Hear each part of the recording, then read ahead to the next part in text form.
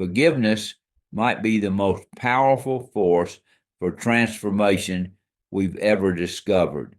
Today, we're exploring how ancient wisdom and modern psychology reveal surprising truths about what happens when we finally let go of guilt.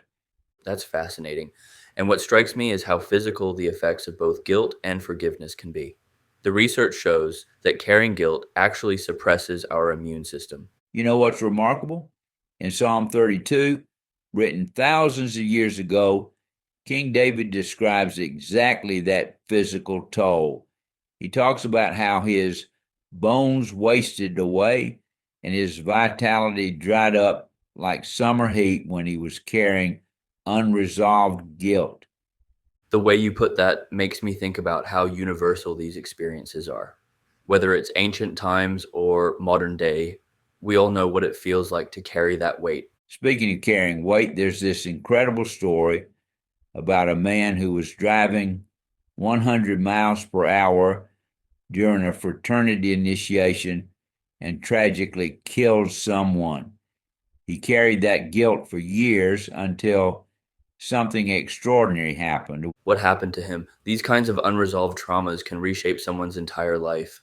Well, the victim's mother actually tracked him down years later, but instead of seeking revenge, she told him about how finding forgiveness through her faith had transformed her own life.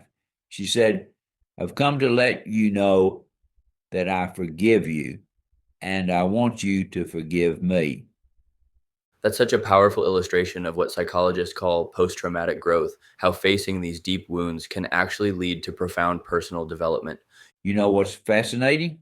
David uses three distinct Hebrew words to describe different aspects of wrongdoing: pesha for rebellion, hatah for missing the mark, and avan for perversion of what's right.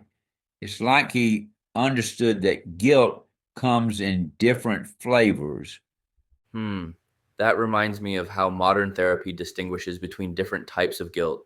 There's appropriate guilt that helps us grow, and then there's toxic shame that just paralyzes us. Exactly. And here's where it gets exciting. There's this story about a Catholic priest who carried a secret sin from his seminary days for years. Even though he had repented, he couldn't find peace until something remarkable happened with a parishioner who claimed to have visions. Well, that sounds like it could go either way. What happened? The priest asked her to ask Christ about his sin in seminary, and the response was simply, I don't remember. It's such a powerful illustration of what complete forgiveness looks like. Not just pardoning, but actually forgetting. That brings up something I've always wondered about. Is it really possible to forget, or is it more about transforming how we relate to those memories? You know, there's this fascinating story from South Korea that speaks to that. A pastor whose two sons were killed by a young communist during a riot not only forgave the killer, but actually adopted him. The young man later became a Bible student. That's almost unbelievable. It challenges everything we think we know about human nature and the limits of forgiveness. And yet we see these examples throughout history, like the father who lost his son in World War II and used the life insurance money to support missions in Japan.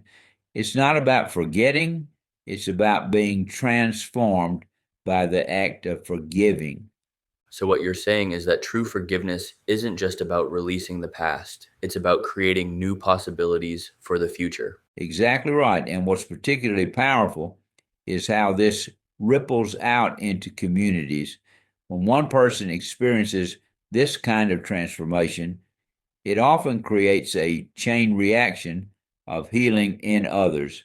That brings us full circle to where we started, forgiveness as this incredibly powerful force for transformation, both personally and societally.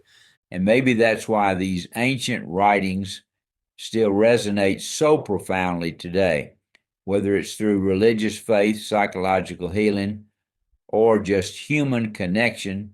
Forgiveness remains one of the most profound ways we can transform both ourselves and our world.